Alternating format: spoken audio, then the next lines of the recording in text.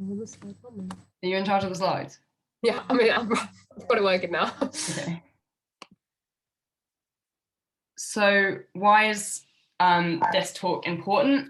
It's important because lots and lots of people are part of the LGBTQ community, and knowing how to communicate with them builds a better rapport and can lead to better diagnosis, better treatment, and better outcome for your patient. And as doctors, we all want that. And a good healthcare professional knows about their patients and knows about their life experience and things like that. So it's very important. Izzy, are you gonna do the first slide? Yeah, so we first initially wanted to just do some introductions and say thank you so much for coming to our first Give It a Go as HEAL. We were running last year, but we unfortunately didn't manage to run many events. But this year we've got so many exciting things planned. So yeah, thank you for coming to our first little Give It a Go. Normally our sessions are probably going to run where we do like half an hour of a talk and then 15 minutes for Q&A, just because we don't want to bore people to death with too much information. So that will be probably how we'll run today. You've already said why it's important. So yeah, so how to be an ally. The first and probably the most important thing is your use of language. Be that using someone's pronouns correctly, or just referring to them by their chosen name can make such a difference in the way that people feel welcomed into your practice. And I mean, chosen names are so important to ask, no matter whether the person is LGBT or not. Like may have noticed in Wales, a lot of the time, people will go by their middle name. And unless you ask, oh, what name would you like me to call you? You're not going to know that. So like I've got a friend who, her name is Angharad, but she goes by Maya because that's her middle name and that's just how they do it in Wales. But the same goes for LGBT individuals, obviously. Not everyone goes by the name that's probably written at the top of your screen. And just asking people what they'd like to be called makes it such a more personal experience, and just makes them feel welcome from the offset. The second one to note is pronouns. For anyone who's not familiar with pronouns, that's what me and Rachel initially introduced ourselves with. So they could be she, her, he, him, they, them, ze, them, and there are lots and lots of other pronouns that people use. So if you're not familiar with pronouns, I would definitely recommend going away and having a look before you start treating patients about the kind of pronouns that exist. In terms of how we use pronouns, you literally use them exactly how you'd use a normal kind of the most used pronouns, but you can just use the ones that they have asked you to use. So say they would want you to use ze, them, instead of saying where you would say he or her, you just say ze or them. Luckily, it's quite simple, but if you use them correctly, it makes such a difference to how especially trans people feel and non-binary people feel about the care they're receiving. The next thing is inclusive forms. Admittedly, as a medical student, we can't really have much of an influence at the moment on the kinds of things that go on in GP practices. But if you went onto a GP practice and noticed that they weren't using inclusive forms, I'm sure mentioning it wouldn't go down badly. And I was looking up some, kind of quotes from people who were LGBT and their thoughts on inclusive forms. And I found this really nice quote, which was, I remember the first time I encountered an inclusive medical form, I felt relieved for the opportunity to indicate my sex, gender, and sexuality. Not only did this take the weight off initiating the conversation, but also knowing that my physician was accepting of LGBT and identities made the consultation so much easier.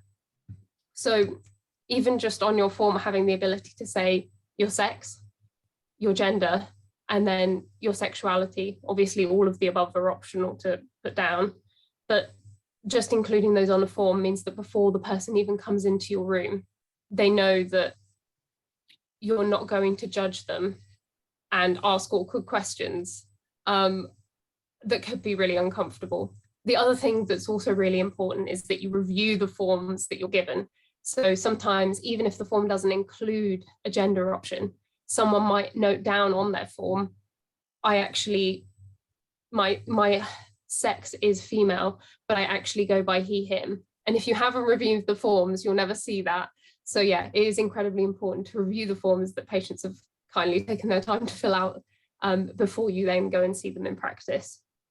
And then finally on this one, inclusive language where possible also makes a massive difference. So for example, when you're discussing a person's romantic or sexual relationships in both medical and conversational context, just avoid making assumptions. It's easier said than done, but just being aware that not everyone's, you don't know everyone's gender or the gender of a person's partner from the offset. You can never know that until you ask them.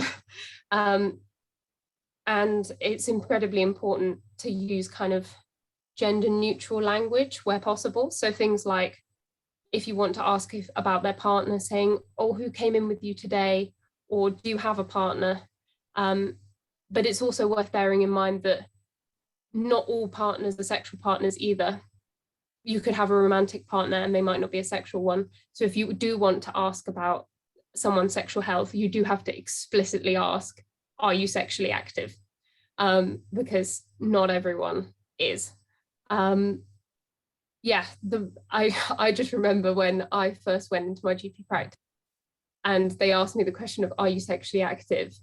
I was about 17. And I was like, obviously very awkward at the time. And I was like, yeah. And they were like, are you using any form of, they were like, oh, we need to sort you out with, you know, the pill or something.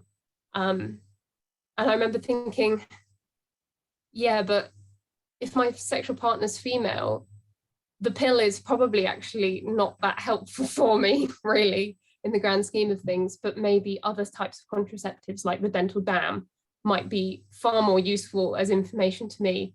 And I think the GP going in straight with, oh, we need to get you sorted out on a hormonal contraceptive so you don't get pregnant, kind of then put me off ever wanting to discuss with that GP, especially my like anything to do with my sexuality, because it just automatically made it a little bit more uncomfortable. You feel like you have to disclose rather than them just asking a slightly more open-ended question. So yeah, don't make assumptions before going in. Cool. Yeah, and I think it's really important to make sure that you're doing that every single time. So if you have you know how like when we're learning to take histories and stuff, you kind of develop a set method in your head of what you're going to say. I think with that inclusive language thing, you need to be having sort of, who did you come in with today? Do you have a sexual partner or are you sexually active? And are you using any form of contraception? And is there any chance that you could become pregnant? What Izzy and I sort of discussed as good. And once you've asked those questions, you've gained everything you kind of need to know, and you haven't assumed anything in any of those questions. So we kind of were discussing that that's a good way to go about it. And you want to make sure that you're doing it every single time because it needs to be a habit. Otherwise, you'll say something like what the GP said to Izzy, and it will be wrong. Okay, and then so the second slide we have is you should start, another thing you can do is make your environment more welcoming. So that's things like maybe wearing a pronoun pin, or having a flag on your lanyard, or in a waiting room having a visible like non-discrimination policy, or even just a little trans flag, a little rainbow flag, something. These things like generally won't be noticed by a cis-het person, but it will be noticed by those that need it. And it just signals to your patient that you're aware, you're knowledgeable. Unfortunately, like patients will kind of assume that you're not aware or you're not knowledgeable unless you explicitly, overtly prove that you are. And if you have a little rainbow pin or a little trans flag on your lanyard, it can really signal to someone that you're the sort of doctor that's come to sessions like this and is aware and knows about their patients. The second thing is about gaining consent. Obviously, you're taught to do this anyway, and you should always do this before examining any patients. But I think it's particularly important with some patients where intimate examinations might cause dysphoria or be uncomfortable. A lot of trans patients particularly can be concerned about diagnostic overshadowing, or, that their clinician is being like unnecessarily curious. So I think you do need to take a minute to explain why this intimate exam is needed, more so than you might do with other patients. You also have to bear in mind that LGBTQ patients have quite high rates of sexual assault. So it's something that you should bear in mind with intimate examinations as well. But that all just comes under being nice to your patient, explaining things properly, taking consent properly. Yep. The next thing that we've got is to start small. So coming to sessions like this, learning how you can be an ally. I think it can be daunting though to start basically. And we don't want the fear of saying something wrong to stop people from saying anything at all. So if you started by asking someone their pronouns, or someone, you had it on your form so they felt that they could disclose, and then you're suddenly like, oh, I don't know anything about what that means, I don't want to come across as ignorant, acknowledging that is great. And you can say something simple like, thank you for telling me that, I'll document it for the future for those your preferred pronouns, or whatever it is. And even just something as small as that, and then if you have to go away and look up what that actually means on your phone, that's fine. But just having these in place, these little phrases and sayings that you can say to make your patients feel more comfortable is a good start. And the last one we have on this slide is just self-reflection. I think it's kind of easier said than done, but if you have an encounter with an LGBTQ patient and you come away feeling like you didn't know enough to treat them, or you suddenly felt uncomfortable in the situation, you kind of have to take a step back and ask yourself, like, why did I feel uncomfortable? Why didn't I know enough? And go away and, well, hopefully if we put on enough of these sessions, go, oh, maybe Heal has something on that, or whatever it is, go away and Google it, and think about why you might have felt uncomfortable. But that's what you do in most of placement. If somebody comes in with COPD and you're like, oh, I can't remember the COPD management, I'm gonna look it up. Cool, that's that slide. Yeah, I think the one of my big takeaways on this one is definitely it's okay to acknowledge that you don't understand all of the nuances and the details, but just by being willing and even just trying with what knowledge you do have is really, really important. And patients know when people try. So yeah, don't let, if you feel nervous about getting something wrong, don't let that stop you from still saying something, because people really appreciate it. So yeah, that kind of comes into our next point, which is speaking up. So if you do see something on placement or in any kind of healthcare setting where you think, yes, that was outwardly, for example, homophobic or something, obviously people should speak up. And I think people do when things are outwardly really obvious. But even just speaking up about, for example, like the gender inclusive forms, like no one's ever going to have a go at you for suggesting new ideas of ways to do things. And also if you see any kind of improvements that could be made on placement, bring them up. Or if you, even better when you're in your working career and you have an ability to change things, just bringing up the small things really, really matters. And that's how we get change, is the people bringing up the small things. And then, yeah, goes on to the next point of educate yourself. I kind of hate this phrase and love this phrase at the same time. I feel like it's bandied around a lot these days, but we do really mean it. Like if you do find something that you don't know something about, go in, Google it. And Google has the majority of the answers most of the time anyway. But also it's just at your fingertips. It's really easy to find. So if, for example, you don't know much about pronouns, it only takes reading one or two articles to have, to be honest, got probably a large amount of information from that. So you don't have to spend days and days reading loads and loads of books. It can just be going, oh, I didn't know much about this, and just going away and looking it up. And then, yeah, finally, having conversations with people who are willing.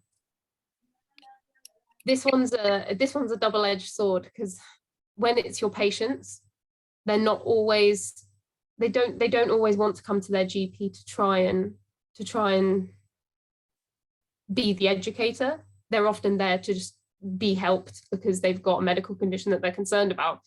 So not all patients that you have will be willing or comfortable to discuss all of the nuances of themselves with you, but that doesn't mean that there aren't people out there who are willing, like us, for example. If you have any questions that you're dying to ask, me and Rachel are absolutely happy to answer anything, any questions, big or small, that you've got.